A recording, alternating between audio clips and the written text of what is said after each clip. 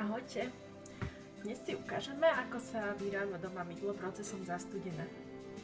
Ako prvé si musíme pripraviť roztok hydroxidu. Idem robiť recept, ktorý je pomerne z malého množstva olejov, iba tak na ukážku, takže potrebujem na to 28,5 g hydroxidu.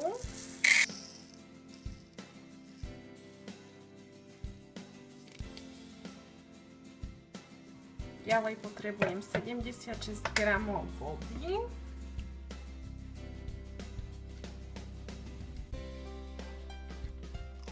Roztok hydroxidu pripravíme tak,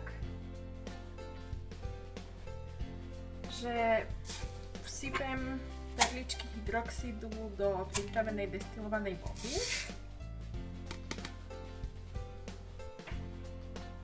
Premiešam.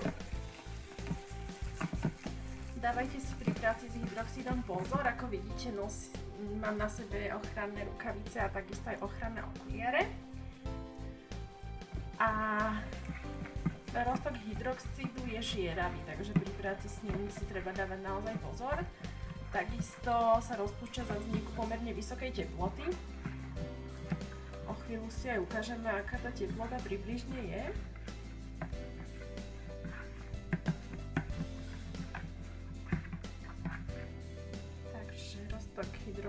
Hydroxid je rozpustený a jeho teplota je momentálne 79 stupňov. Hydroxid odložíme a kým vychladne, tak si pripravíme oleje potrebné pre tento recept. Na tento recept budeme potrebovať kokosový olej, olivový olej, slnečnicový olej a kakaové maslo. Najskôr si odvážime tuhé oleje a kakaové maslo, ktoré necháme rozpustiť vo vodnom kúpeli. Potrebujeme 60 g kokosového oleja.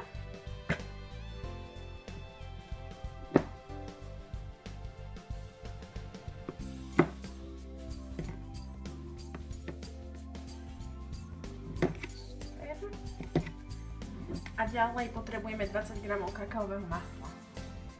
Kokosový olej aj kakaové maslo môžete kúpiť na Handymade.sk.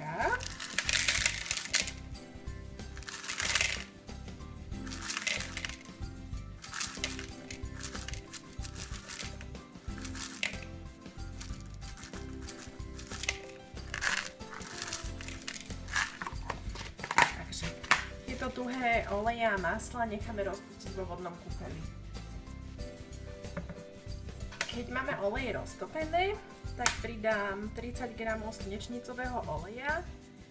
Ten kúpite bežne v potravinách. A 90 g olivového oleja pomaz. Takže máme pripravenú zmes olejov a počkáme, kým roztok hydroxidu dosiahne teplotu okolo 40 stupňov alebo menej.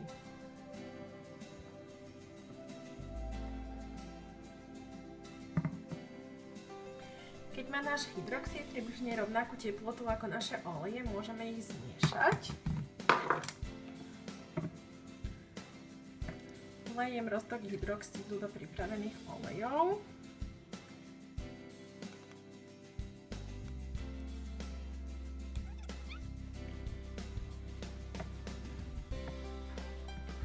A následne pomocou ponorného mixéra priveniem do stopy.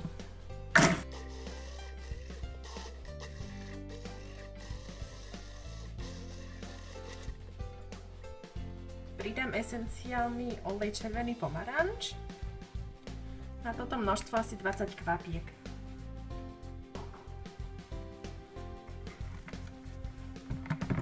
A ešte raz premiešam.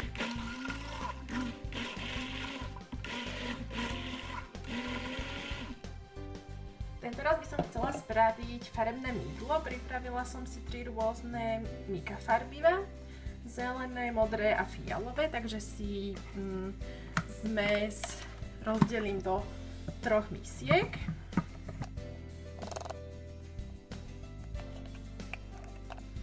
A pridám mikafarbiva.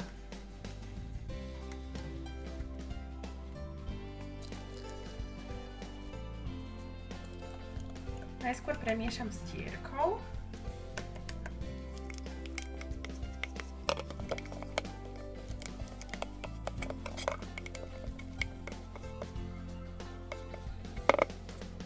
A následne ešte ponorím mixerom.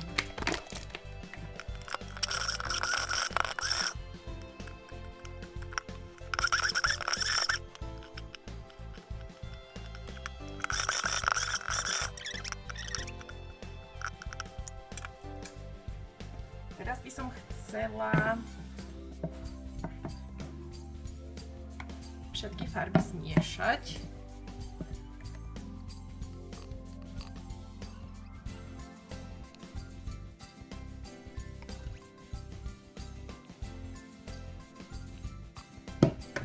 A takto pripravené mydlo nalejeme do formy.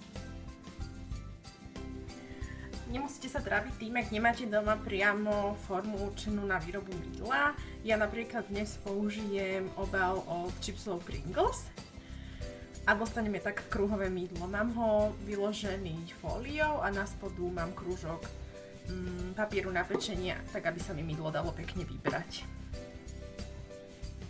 Nakoniec som predsa len ešte odstrihla vrch fólie. No a naše pripravené mydlo vlejem do formy.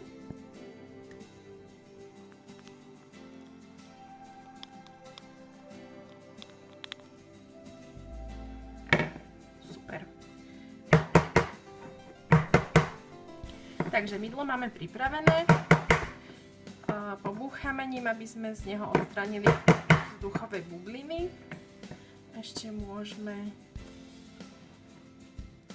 stekané mydlo strieť na spodok.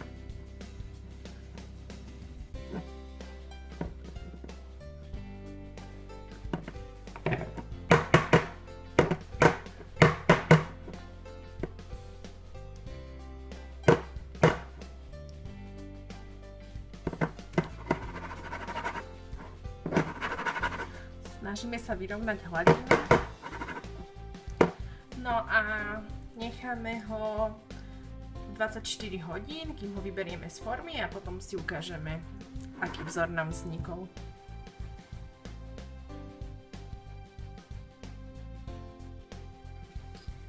Ahojte!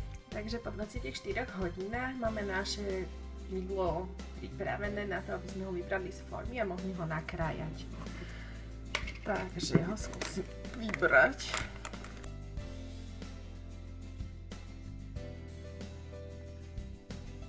Mydlo máme vonku. Máme dole fóliu.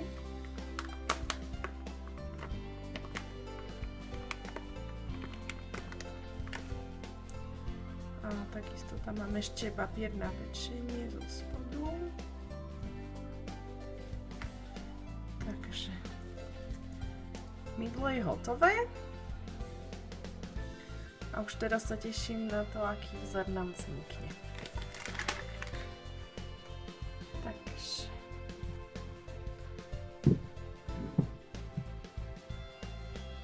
si pomôžem formou na mydlo.